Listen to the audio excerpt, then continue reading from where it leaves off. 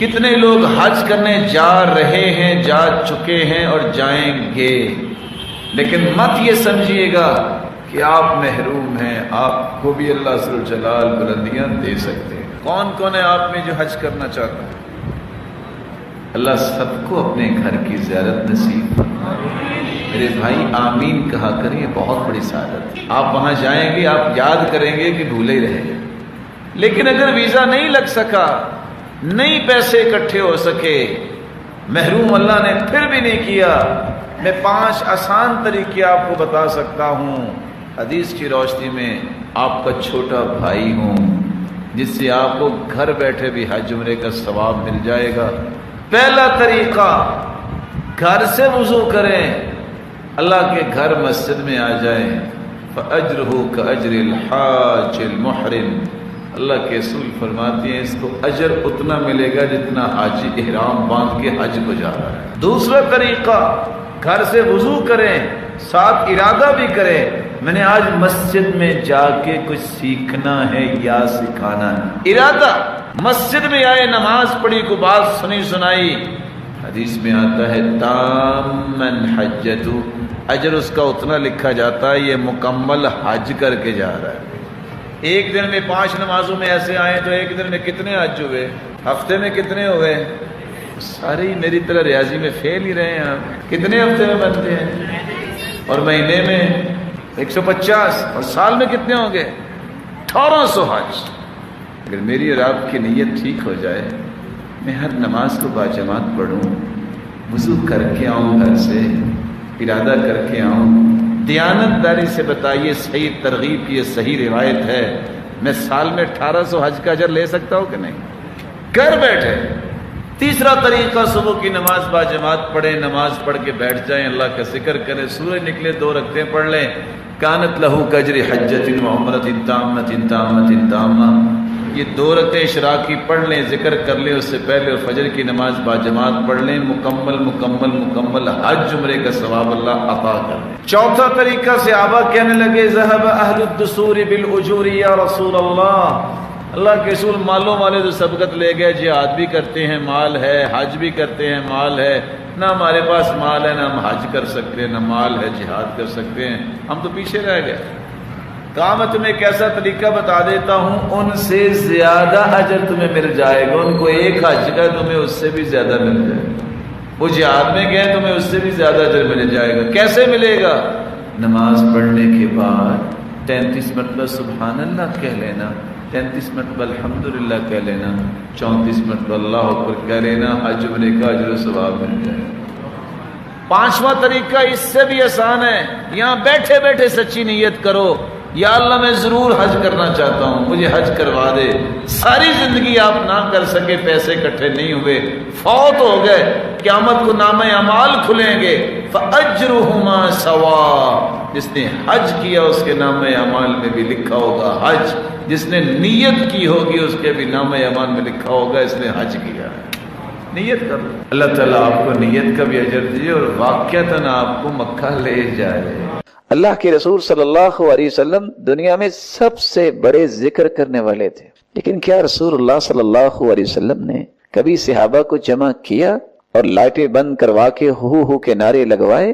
یعنی محمد مصطفیٰ نے جو کام کیا ہے وہ موجود ہے، احادیث موجود ہیں، کوئی بات ڈھکی چھپی ہے ہی نہیں۔ طرح طرح کے اذکار، طرح طرح کے اوراد، طرح طرح کے طریقے، اور ذکر کے نام پہ رقص، اور اس کے نام پہ نہ جانے کیا کچھ، کہاں سے آ گیا؟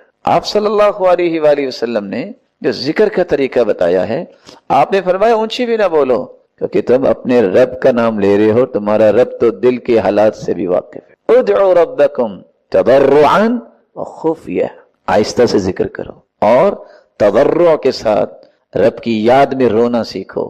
تو وہ طریقہ جو رسول اللہ صلی اللہ علیہ وسلم سے ثابت نہیں ہے، اس طریقے کو اختیار کرنا حقیقت میں اپنے آپ کو شریعت کا مجرم بنانا ہے۔ سنن الدارمی کی روایت ہے، اور آپ یہ روایت سن کے حیران ہوں گے۔ عبداللہ بن مسعود رضی اللہ تعالیٰ عنہ یہ استاد ہے، کیا ہی استاد شاگرد کے رشتے ہوا کرتے تھے۔ عبداللہ بن مسعود جب گھر سے نکلتے تو ابو موسیٰ اشعری اور دیگر صحابہ ان کو دروازے سے لے کے آتے کہ مسجد تک بھی آتے آتے کچھ مسئلہ پوچھ لیں۔ ابو موسیٰ اشعری نے دیکھا کہ مسجد میں لوگ جمع ہیں، اور حلقہ بنا کے بیٹھے ہیں. حلقہ سمجھتے ہیں؟ گول دائرہ. ان میں سے ایک شخص ہے وہ کہتا ہے حللوا 100 مرتبہ لا الہ الا اللہ پڑھو. تو وہ ایک ہی آواز سے سارے شروع ہو جاتے ہیں لا الہ الا اللہ لا الہ الا اللہ. پھر وہ کہتا ہے کبروا 100، تم اللہ اکبر 100 مرتبہ کہو. وہ بیک زبان شروع ہو جاتے ہیں. سبحوا 100، سبحان اللہ 100 مرتبہ کہو. دیانتداری سے بتائیے سبحان اللہ یہ نیکی ہے کہ گناہ؟ کوئی ڈاؤٹ ہی نہیں ہے. اللہ کی پاکی بیان کرنا کتنا اچھا عمل ہے. کیا لا الہ الا اللہ سے بڑھ کے دنیا میں کوئی ذکر ہے؟ افضل الذکر لا الہ الا اللہ، سب سے افضل ذکر لا الہ الا اللہ. اللہ اکبر یہ کلمہ میرے رب کو کتنا پسند ہے. اللہ بہت بڑا ہے. جا کے عبداللہ بن مسعود رضی اللہ تعالیٰ عنہ کو بتایا کہ مسجد میں یہ ہو رہا ہے. کہتے ہیں تم نے روکا کیوں نہیں؟ کہا ہم تو استاد محترم آپ کا انتظار کر رہے تھے. جب وہ آئے تو انہوں نے آ کے کیا کہا؟ لقد سبقتم سبقا بعیدا. وہ کہاں چلے گئے ہو؟ تم نے پیغمبر کی سنت کو چھوڑ دیا. ابھی تو اس پیغمبر کے گھر کے جو برتن بچے تھے وہ نہیں ٹوٹے اور تم نے محمد مصطفیٰ کا راستہ چھوڑ دیا. ذکر کر رہے تھے لیکن جو انداز اپنایا جا رہا تھا اس بات پہ سخت ناراض اور نالاں ہوئے. آپ کیا سمجھتے ہیں کہ ایک انسان غموں سے ٹوٹ چکا، مصیبتوں سے چور ہو چکا، گردن جھک گئی، قدم بوجھل ہو گئے، سوچ آگے سفر کرنے سے اپنے ہاتھ کھڑی کر چکی، علاج کیا ہے؟ انزائٹی ہے، ڈپریشن ہے، نہ جانے کون کون سی بیماریوں نے گھیر رکھا ہے. ڈاکٹر کہتے ہیں لا علاج ہے. زبان سے یہ الفاظ ادا کرو اللہم انی عبدک وابن عبدک وابن امتک ناصیتی بیدک ماض فی حکمک عدل فی قضاؤک اسألک بکل اسم هو لک سمیت به نفسک او انزلته فی کتابک او علمته احدا من خلقك او استأثرت به في علم الغيب عندك ان تجعل القرآن العظيم ربيع قلبي ونور صدري وجلاء حزني وذهاب همي وغمي. اتنے الفاظ انسان پڑھ لے دنیا جہان کے غم اس کے سر پہ سوار ہیں، اللہ سارے اتار دیتے ہیں اور اس کے دل کو قرآن مجید کو اس کے لیے بہار بنا دیتے. ساتھی صحابہ نے پوچھا اللہ کے رسول یہ ہم سیکھ نہ لیں؟ اور ساتھ کیا فرمایا؟ وَأَبْدَلَهُ مَكَانَهُ فَرَجًا. اچھا یہ مبارک دن اگر آ جائے زندگی میں تو کرنا کیا ہے؟ آپ کو اس میں کم از کم 10 کام کرنے چاہیے. پہلا کام شاید آج یہ مبارک دن مغرب کے بعد شروع ہو جائے، چاند نظر آ جائے تو پہلا کام یہ کرنا ہے جو رسول اللہ صلی اللہ علیہ وسلم کیا کرتے تھے کہ جب بھی چاند کو دیکھو تو یہ دعا پڑھو اللہم اہلہ علینا بالیمن والایمان والسلامت والاسلام.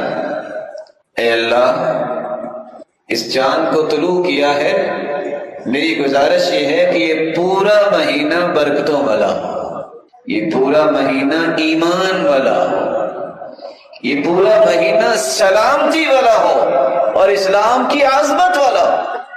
5ویں دعا ابن حبان کی روایت میں یہ الفاظ بھی ہیں والتوفیق لما تحب وترضى.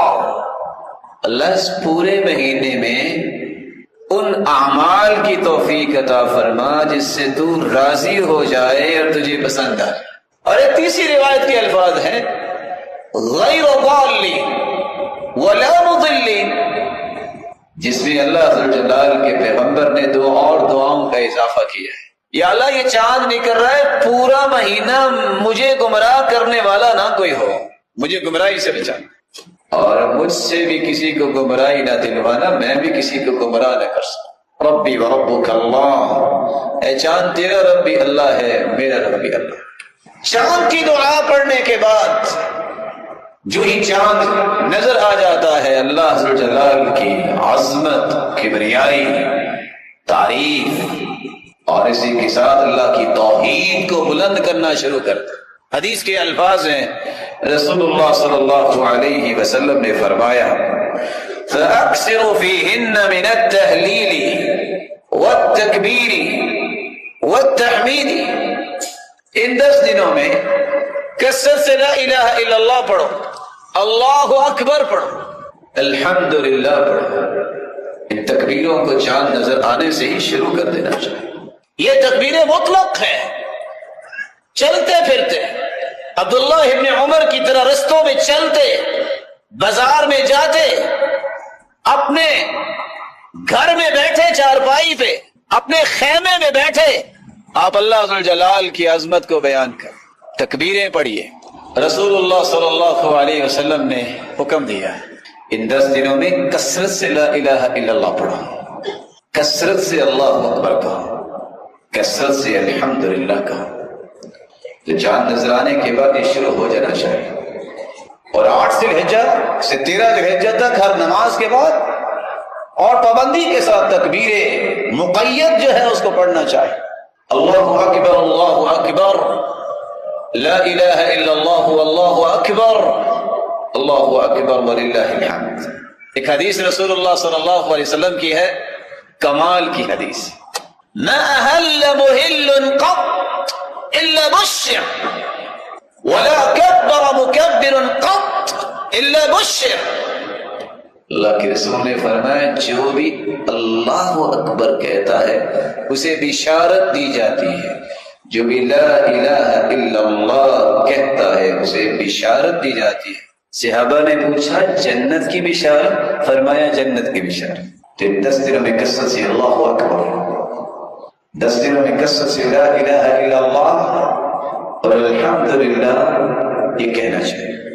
دوسرا کام جو ان 10 دنوں میں کرنا ہے، اگر آپ قربانی کرنا چاہتے ہیں تو آج مغرب سے پہلے اپنے بال اور ناخنوں کو کاٹ لیجیے، کیونکہ حدیث کے الفاظ ہیں اذا رأى احدكم هلال ذي الحجة واراد ان يضحي فليمسك عن شعره وعن اظفاره، جب تم میں سے کوئی چاند کو دیکھ لے اور وہ قربانی کرنا چاہتا ہے اسے چاہیے کہ اپنے بالوں اور ناخنوں کو کاٹنے سے، ترچھوانے سے رکا رہے، نہ سر کے بال نہ ناخن، اور دوسری روایت میں آتا ہے وَلَا يَمَسَّ مِن بَشَرِهِ شَيْئًا، جسم سے کہیں سے بھی بال جو ہے وہ نہ کاٹے نہ زائل کرے۔ رسول اللہ صلی اللہ علیہ وسلم نے ایک تیسرا کام بھی بتایا ہے، یہ 10 دن جب آ جائیں تو روزہ رکھیں۔ بہت اچھا ہے کہ سنت کے مطابق كان يصوم 9 ذی الحجہ، پہلے 9 دن کے روزے رکھے۔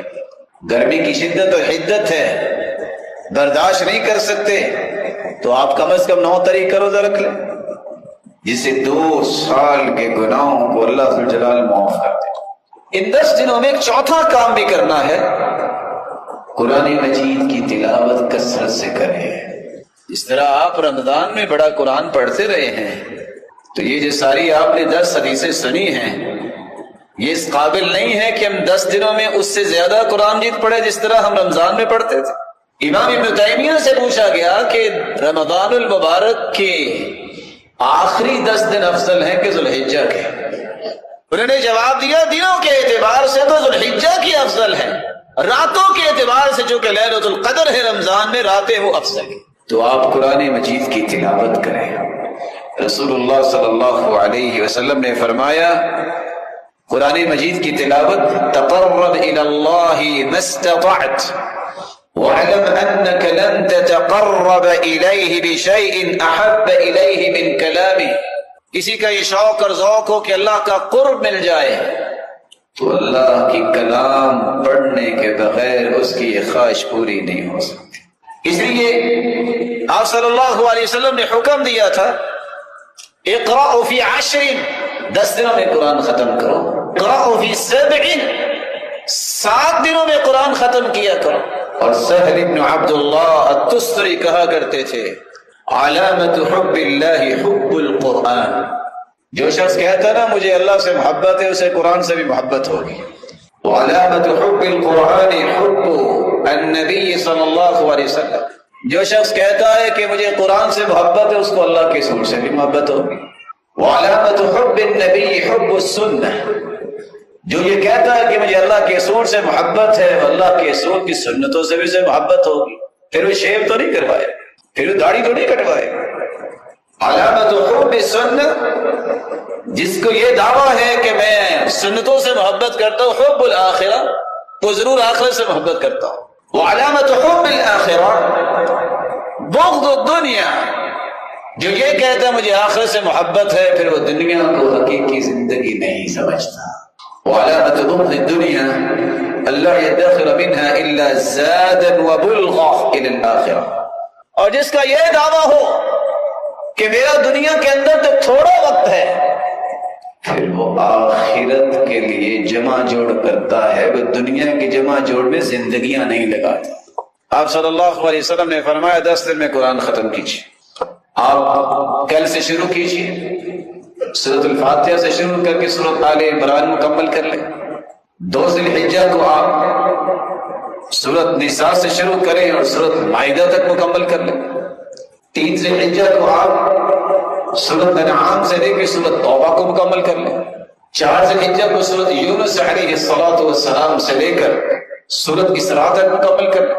5 ذی الحجہ کو سورۃ الکہف سے سورۃ النور تک مکمل کر لیں، اور 6 ذی الحجہ کو سورۃ الفرقان سے لے کے سورۃ غافر تک مکمل کر لیں. 7 ذی الحجہ کو سورۃ یاسین سے سورۃ حدید تک لے جائیں، اور 8 ذی الحجہ کو سورۃ مجادلہ سے لے کے قرآن مجید کو مکمل کر لیں. آپ نے 9 تاریخ کو چونکہ روزہ رکھنا ہے، کثرت سے اللہ سے دعائیں کریں، اور 10 تاریخ کو قربانی کریں.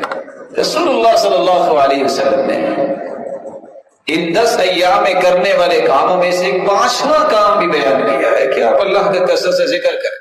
دنیا ساری کی ساری کھنگال ماریں گے آپ، لیکن آپ کو سکون نہیں میسر آئے گا جو اللہ کے ذکر سے آ سکتا ہے. الا بذکر اللہ تطمئن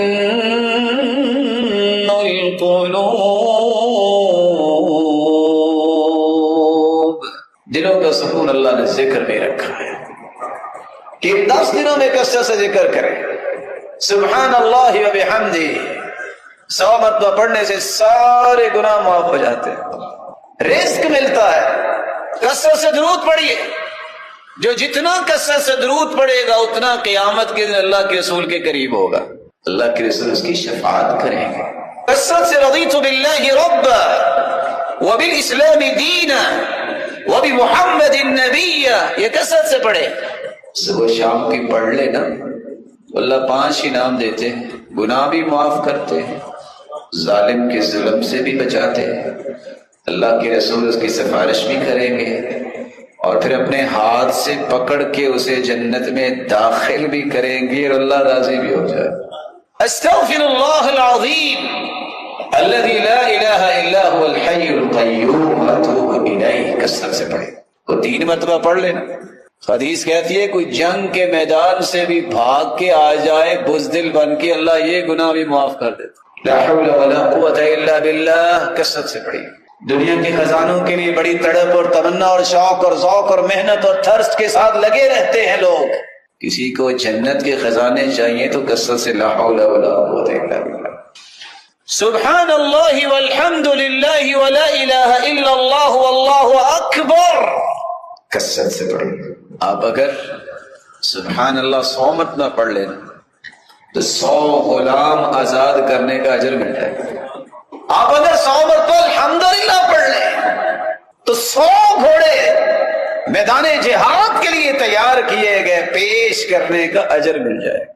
اب اللہ اکبر اگر 100 مرتبہ پڑھ لیں گے تو 100 اونٹ لدے ہوئے سامان سے میدان جہاد کے لیے اس کے برابر اجر مل جائے. اور اگر لا الہ الا اللہ پڑھ لو گے 100 مرتبہ تو ذرا ایک مرتبہ اکیلے رات کو بیٹھ کے اوپر دیکھنا آسمان کتنا اونچا ہے.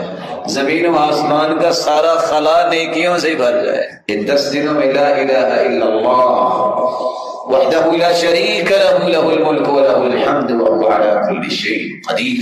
یہ کثرت سے پڑھیے. کوئی 10 مرتبہ کوئی 100 مرتبہ پڑھ لے، سارا دن شیطان کے وس و شکنجوں سے آزاد ہو جاتا ہے. کثرت سے ان ایام میں اللہ رب الجلال کے سکھائے ہوئے اذکار کو اپنی زبان پہ لائیے. ایک چھٹا کام بھی ان 10 دنوں میں کرنا ہے، نوافل پڑھنے کا۔ اب سچ سچ بتائیے، رمضان میں تراویح پڑھتے رہے؟ اگر وہ افضل ہے تو یہ دن بھی اس سے افضل ہے۔ آپ سب اٹھتے ہیں، کم از کم ان 10 دنوں میں تو تجربہ کر کے دیکھیں۔ میں نے اشراق پڑھنی ہے، میں نے چاش پڑھنی ہے، جب 10:15 کا ٹائم ہوگا وضو کر کے میں 2 بھی پڑھوں گا، یا 4 یا 6 یا 8 پڑھوں۔ کبھی اگر زندگی میں نہیں پڑھی ظہر سے پہلے 4 اور ظہر کے بعد 4، ان 10 دنوں میں تو پڑھ کے دیکھو۔ حدیث میں آتا ہے اس بندے کو اللہ جہنم پر حرام قرار دیتے ہیں، یہ جہنم نہیں جائے۔ جو عصر سے پہلے 4 رکعتیں پڑھتا ہے اس کا جنت میں گھر بنا دیا جاتا ہے۔ 10 دنوں میں تو تجربہ کرو۔ جو عشاء کے بعد 4 رکعتیں اکٹھی پڑھتا ہے، سلام نہیں پھیرتا، اجر اس کو اتنا ہی ملے گا جتنا لیلۃ القدر میں اس نے 4 رکعتیں پڑھی ہیں۔ ویسے بھی گرمی ہے، اگر انسان 2 سے 4 گھنٹے کام کرنے کے بعد وضو کر کے 2 رکعتیں پڑھ لے کتنا ٹائم لگے گا؟ ہماری تو سپیڈ بھی بڑی ہے نا، ہم نے کون سے 36 منٹوں میں 2 رکعتیں پڑھنی ہیں، وہ 2 سے 4 منٹ لگے اور فارغ۔ اور یہ راز سمجھیے، آپ نے ٹریولنگ کی ہوگی، آفٹر لینڈنگ کیا ہوتا ہے، 2 سے 4 سے 6 سے 10 لوگ، کوئی ونگز کو دیکھ رہا ہے، کوئی ٹائرز کو دیکھ رہا ہے، پوری ٹیم ہوتی ہے، کیونکہ دوبارہ اس نے اڑان بھرنی ہوتی ہے، اس کو دیکھتے ہیں کوئی نقص تو نہیں ہے۔ اللہ تعالیٰ بھی اپنے بندے کو 5 وقت اپنے سامنے کھڑا کر کے کیل کوکا اس کا ٹھیک کر دیتے ہیں۔ یہ بندہ پھر کمزور نہیں ہوتا، یہ بندہ پھر فٹنس سرٹیفکیٹ کی ضرورت نہیں ہے، اس کو اللہ جلال جسمانی طور پر بھی روحانی طور پر بھی مضبوط کر دیتا ہے۔ یہ 10 دن ہیں آپ کے پاس، کثرت سے نوافل پڑھیں۔ رسول اللہ صلی اللہ علیہ وسلم کا دین بتاتا ہے کہ ان 10 دنوں میں دعائیں کیجیے۔ آج یہ پہلو بہت کمزور ہو گیا، لوگ سمجھتے ہیں دعا اس وقت کرنی چاہیے جب بندہ بیمار ہو۔ تعرف الی اللہ فی الرخاء یعرفک فی الشدہ، تم خوشی کی حالت میں اللہ کو نہ بھولو جب تم پہ کوئی آزمائش آئے گی، اللہ تمہیں اکیلا نہیں چھوڑے۔ کچھ لوگ کہتے ہیں دعا میری تو قبول ہی نہیں ہوتی۔ میں صرف اتنا پوچھتا ہوں ادب کے ساتھ، کیا تم شیطان سے بھی برے ہو؟ اللہ نے تو شیطان کی بھی سن لی، شیطان نے کہا اللہ مہلت دے دے قیامت تک، اللہ نے دے دی، شیطان کی بھی سن لی۔ دعا کرنا نہ چھوڑے، دعا میں جب ہوتی ہے، سیدنا عمر کہا کرتے تھے مجھے دعا کی قبولیت کی پریشانی کوئی نہیں، کیونکہ اللہ یا تو فوراً قبول کر لیتے ہیں، یا اللہ اس کا ذخیرہ کر لیتے ہیں قیامت کے دن، یا کوئی مصیبت ٹال دیتے ہیں، ضائع نہیں ہوتی۔ مجھے ڈر یہ رہتا ہے کہ دعا کی توفیق نہ اللہ چھین لے۔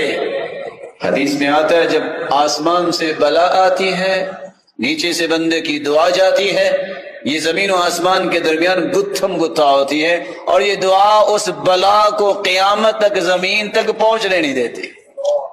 دعا کیا کرو، اپنے لیے، اپنی اولاد کے لیے، والدین کے لیے، بہن بھائیوں کے لیے، معاشرے کے لیے، مسلمانوں کے لیے، اور مظلوم و مقہور ان بچوں اور ماں اور بہنوں کے لیے دعائیں کیجیے۔ یہ 10 دن اتنے مبارک ہیں، میں ایک 8واں کام بھی کیجیے۔ خیر خواہی اور ہمدردی کے نعرے لگانے والے ان 10 دنوں میں بہت کچھ کما سکتے ہیں۔ 10 دن اعتکاف پہ قرآن اندازیاں ہوتی ہیں، لوگ جاتے ہیں بیت اللہ اور مسجد نبوی۔ کوئی یار اعتکاف کیسے بیٹھ سکتے ہیں؟ کوئی کوڈ مل جائے گا؟ کیسے وہ رجسٹریشن کرواتے ہیں؟ آئیے میں آپ کو بتاؤں، حدیث میں آتا ہے 1 مہینہ اعتکاف کرنے والے اللہ کے رسول، اور اعتکاف بھی مسجد نبوی میں، اتنا اجر کسی کو مل سکتا ہے؟ تو اس سے زیادہ اجر یہ ہے کہ آپ کسی مسلمان کی جائز ضرورت کو پورا کرنے کے لیے اس کے ساتھ چلے۔ یہ گاڑیاں یہاں ہی رہ جانی ہیں، ان گاڑیوں سے کام لیا کریں۔ یہودی اور منصب یہاں رہ جانے ہیں۔ ایما مسلم کسا مسلما ثوبا کسرہ اللہ من خضر الجنہ، حدیث میں آتا ہے جو کسی کو لباس پہناتا ہے اللہ قیامت کے دن جنت میں سبز خلعت فاخرہ پہنائیں گے۔ تمہارا جی چاہتا ہے کہ نیا لباس پہنو عید کے دن، تو میرے بھائی کبھی کسی کو بھی سوٹ دے کے دیکھو جس نے کبھی نیا نہیں پہنا۔ کبھی نکلو نا ان دیہاتوں میں جہاں لوگوں کے پاس کچھ نہیں ہے۔